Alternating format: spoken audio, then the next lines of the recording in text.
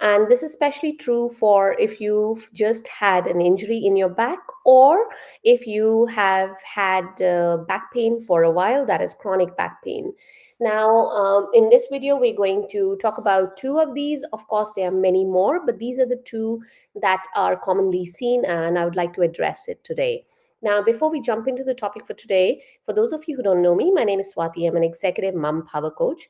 I help moms of younger kids manage their spinal, that is back and neck, and joint pain.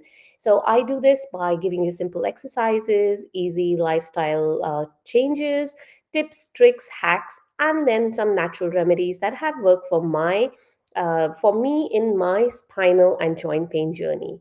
All right, so going back into the topic for today, which is what are the two things that you should not do when you have back pain?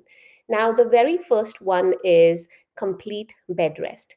Now, this one has a bit of a caveat. If you've had an acute back injury, if you have a disc problem or a nerve issue in your back, because of which sitting, standing, or bending, or any activity apart from lying down in bed is painful, then of course you need to be on bed rest. And if your doctor has told you, say you've had a fracture or a surgery, of course you need to be on bed rest.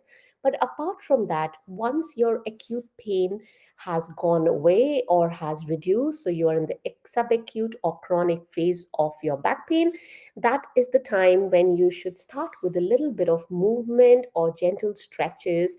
Basically, anything that your body your back can tolerate without flaring up the pain. If you feel a little bit of a stretchy feeling or you feel that your muscles are moving, that's fine.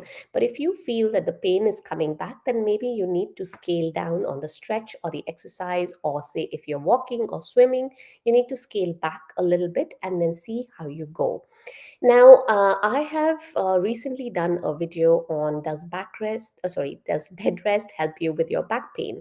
If you want to know the details of this bed rest and back pain issue, you can go have a look at that video. You can go to my YouTube channel and see it there. Or if you can't find my YouTube channel, you can go to YouTube and type my name, Swati Prakash, followed by bed rest or back pain, and a couple of videos will come up for you.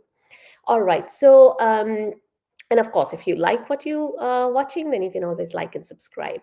Now, this was the very first thing that you should avoid. That is complete bed rest. The second thing to avoid has got to do with your sleeping posture. So if you are one of those who sleep on your back or your side, that's still fine. But if you are one of those who are sleeping on your tummy, it's not a good idea. It is not a good position for you to sleep in when you have back pain or neck pain, even if you don't have an like acute flare up of back pain. Even in so somebody who's not had back pain, this is not a position that's recommended. Now, the reason for this is when you're lying on your tummy, the curve of your lower back, we all have this natural curve in our lower back, that's in your lumbar spine, that gets increased or exaggerated. When that happens, there's a lot of stress around your lumbar spine.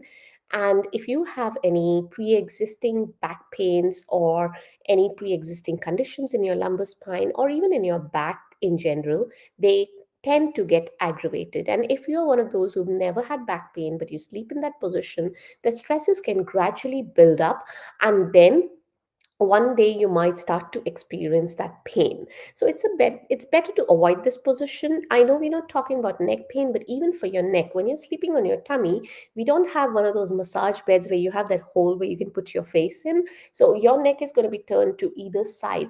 Now, if you are in this position the whole night, of course the structures on this side of the neck are completely stretched, and the ones on the other side of the neck are going to be compressed. So there's going to be a lot of strain on your neck when you wake up in the morning or even in the night. Throughout the night, you're putting your muscles in that non-relaxed state, right? So it is a good idea to not sleep on your tummy in general, and especially when you have a back pain. So these were the two positions to avoid. Now, if you are looking for what is a good sleeping posture, again, you can go to my YouTube channel. I've done a lot of videos on sleeping postures. So if you just type in my name, Swati Prakash, followed by posture, couple of videos will pop up and that should help you. So I talk about how to use your pillow, and not just for neck pain but for your back pain as well, how to position your arms and legs when you're sleeping. And it sounds more complicated than it is. It's quite easy once you get the hang of it. It's a habit that you form over a few weeks, and that will serve you in the long run, especially if you have spinal, that is back and neck pain. Alrighty, so that's all I wanted to address today. Just to let you know, I have a free community and I have done a couple of free trainings in there.